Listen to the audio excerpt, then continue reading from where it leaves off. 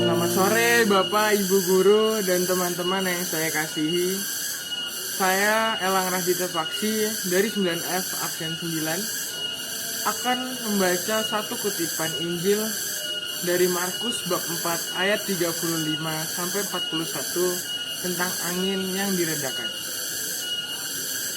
Bacaan dari Markus bab 4 ayat 35 sampai 41.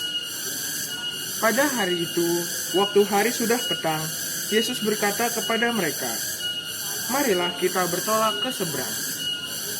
Mereka meninggalkan orang banyak itu, lalu bertolak dan membawa Yesus beserta dengan mereka dalam perahu di mana Yesus telah duduk, dan perahu-perahu lain juga menyertai dia. Lalu mengamuklah topan yang sangat dahsyat, dan ombak menyembur masuk ke dalam perahu, sehingga perahu itu mulai penuh dengan air. Pada waktu itu, Yesus sedang tidur di buritan di sebuah kilau. Maka murid-muridnya membangunkan dia dan berkata kepadanya, "Guru, engkau tidak peduli kalau kita binasa?" Ia pun bangun, menghardik angin itu dan berkata kepada danau itu, "Diam, tenanglah." Lalu angin itu reda dan danau itu menjadi teduh sekali. Lalu ia berkata kepada mereka, "Mengapa kamu begitu takut? Mengapa kamu tidak percaya?" Mereka menjadi sangat takut dan berkata seorang kepada yang lainnya, "Siapa gerangan orang ini sehingga angin dan danau pun taat kepadanya?" Demikianlah Injil Tuhan. Marilah kita merenungkan isi dari kutipan Injil tersebut. Bagaimana apa yang harus kita ambil dari ucapan Yesus mengenai mengapa kamu takut dan mengapa kamu tidak percaya. Pada Injil tersebut dijelaskan saat Yesus beserta para muridnya ingin menyeberangi sebuah danau beserta para perahu-perahu nelayan yang lainnya. Ketika di tengah danau, Yesus dihampiri angin yang sangat dahsyat. Sehingga diceritakan di situ juga bahwa air dalam danau itu hingga masuk ke dalam perahu yang dimiliki oleh para murid Yesus. Pada saat murid Yesus itu panik, saat mereka panik, mereka merasa takut. Dan hingga mengeluarkan kata-kata atau kalimat yang sedikit menyinggung Yesus, yaitu, "Guru, apa engkau tidak peduli kalau kita binasa?" Saat Yesus mendengar itu, Yesus langsung terbangun menghardik angin itu hanya dengan dua kata, yaitu, "Diam, tenanglah."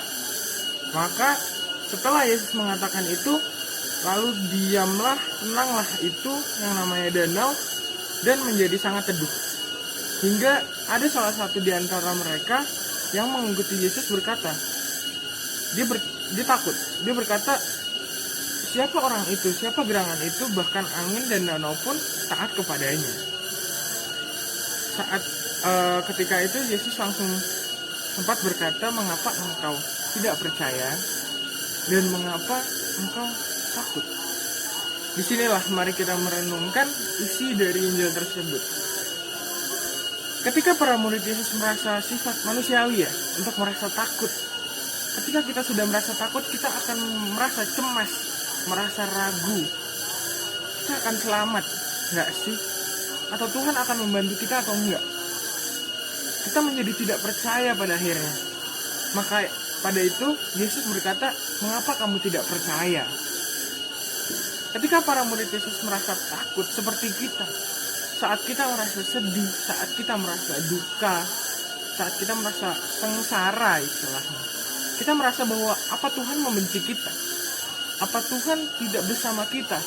Salah sama sekali. Melainkan kita justru harus tetap percaya dan tetap yakin bahwa Tuhan atau Ia yang kita damba-dambakan akan selalu bersama kita, mendampingi kita saat senang maupun duka, sedih maupun sengsara.